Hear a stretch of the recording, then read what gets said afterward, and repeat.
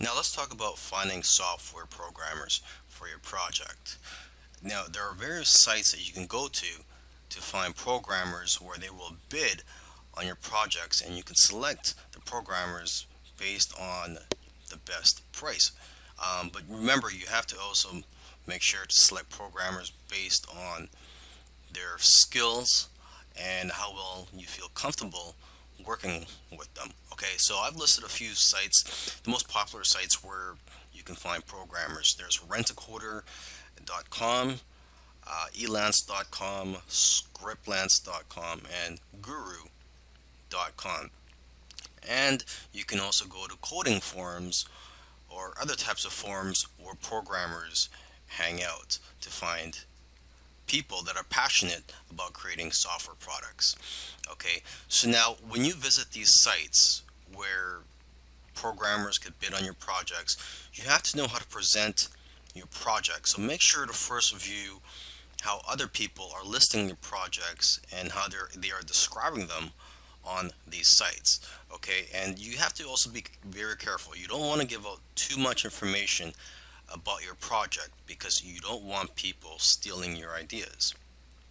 So, when you first post a project, the information that you should reveal at first is what is needed for the programmer to know if your software product is something that they are qualified to work on. When you're working with your programmer, you have to be very clear on what you want and be specific with the details. So you have to make sure you've done your research already before you hire someone to start working on your project. Okay, and you should also find out how long after they finish creating your software will they be able to fix any bugs. So in my opinion, it should be at least 6 months after they've completed the software where they could still fix anything that's wrong with your software.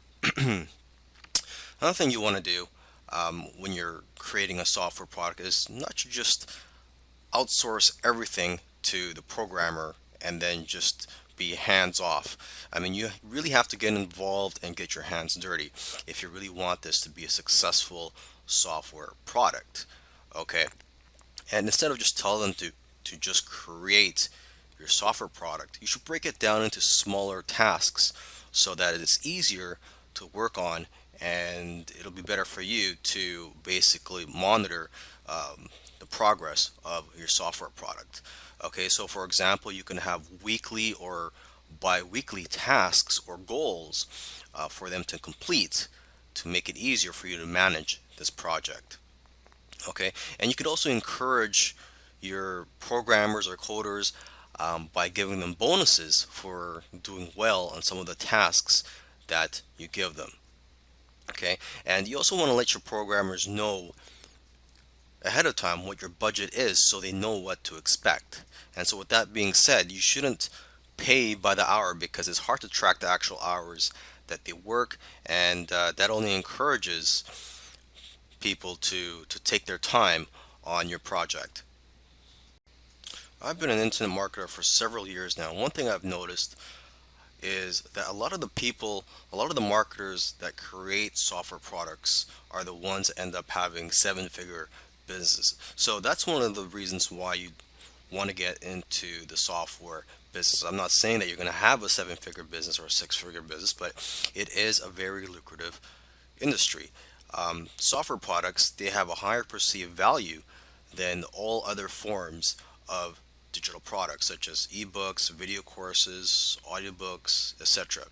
And another advantage to getting into the software business is the barrier to entry. There's not much competition out there. If you create a software product that's, you're not going to have much competition with that compared to other forms of products. For example, if you write a how-to book on a certain topic, you're going to have lots of competition for that book. There's going to be lots of other people that's going to write something on similar topic. Okay, now this course will cover the following topics. It's going to cover how to come up with ideas for your software product, how to come up with the features to include in your software product, how to find software programmers to create your software product, and how to manage your project. All right, so let's talk about coming up with a list of features and details of what your software is going to include. Okay, you got to remember to keep it simple though, because it's not about how many fancy features and buttons that your software has. It's about how the software can benefit the user. Okay, because sometimes it's the most simple software that can become a best selling product. Okay, but before you can approach a software developer, you must have a list of features and details about the software product you plan to create. Okay, so to get ideas, you can look at other software products in a similar industry. And also, what you can do is go to a website called hotscripts.com.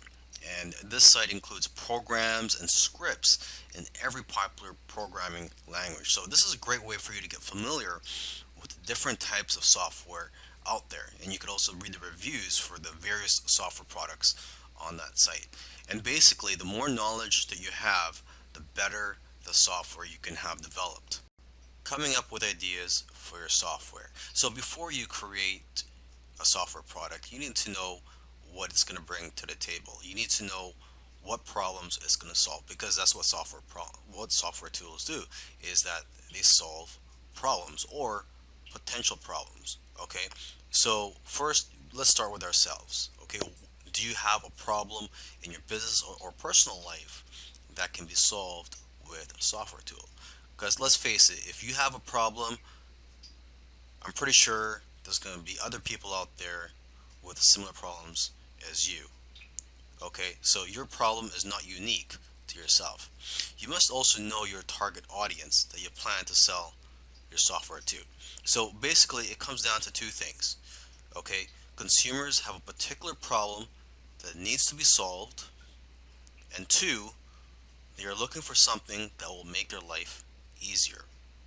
Okay, you can also look at social media, forums, and your customer base to get an idea of what types of problems your customers or potential customers have and what they're willing to pay for. Because most of the time, people will tell you what they want, and if you give it to them, they will buy it. Okay, and oftentimes it's simply a matter of taking something that already exists and making it better, or expanding on the current software. So you got to ask yourself, what software out there has room for improvement?